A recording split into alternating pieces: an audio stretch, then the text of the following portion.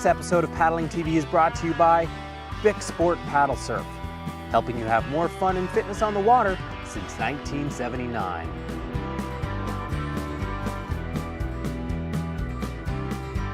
For more information, visit bicsup.com.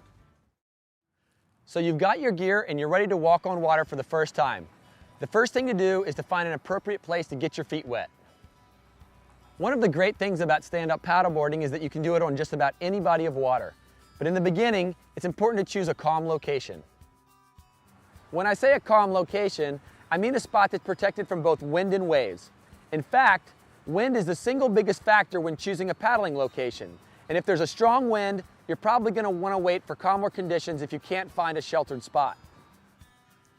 Another factor that makes a good stand-up paddleboard launch is a smooth entry point to the water, like a sandy beach, grassy field, or a boat dock.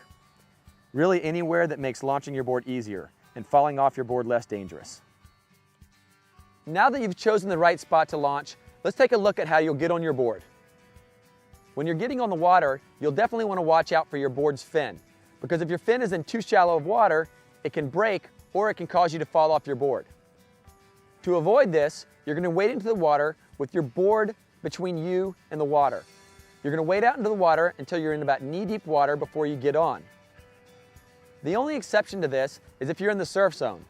In the surf zone, you don't want to have your board between you and the oncoming waves, so you'll hold your board between yourself and the shore.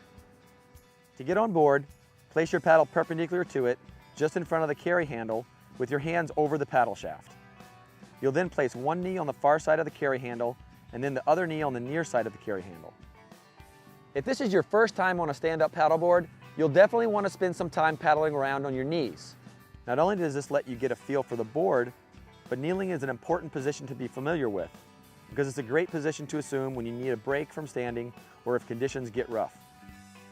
When you're paddling on your knees, you'll hold your paddle with both hands on the shaft and make sure you get the blade fully in the water for each stroke you take. To switch sides, take your top hand off the shaft, let the paddle blade swing to the other side of the board, then place the hand you took off under the bottom hand and slide the bottom hand up the shaft.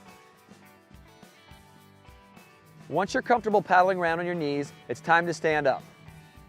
To stand up on your board, place your paddle across the board in front of you with your fingers over the shaft.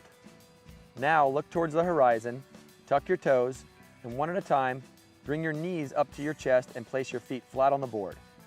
You'll then just press up like doing a squat with your back straight. As you're standing up, try to keep your feet flat on the board instead of being up on your tippy toes. This is a much more stable position. Once you're up, get your paddle in the water quickly, because when your paddle is active in the water, it helps you maintain your balance. Once we're up and standing, we're going to need to do what's called trimming our board. Trimming your board means finding the sweet spot where you're balanced and you don't have too much of the nose out of the water and you don't have too much of the tail out of the water. Right now, I can look back at my tail, look at my nose, and see that I'm pretty well trimmed. If I need to adjust my trim, I can plant my paddle on the board, and then I can move up if I need to move up. But you can see now my tail sticks out and my fin is sticking out of the water. I can move back to trim. If I move to the back, now you can see the tail is sinking underwater. I'm again out of trim towards the tail in this situation. So there you have it. Now you know where and how to launch your stand-up paddleboard. Next, we're going to take a look at 4 golden rules that are going to help you paddle efficiently, safely, and comfortably.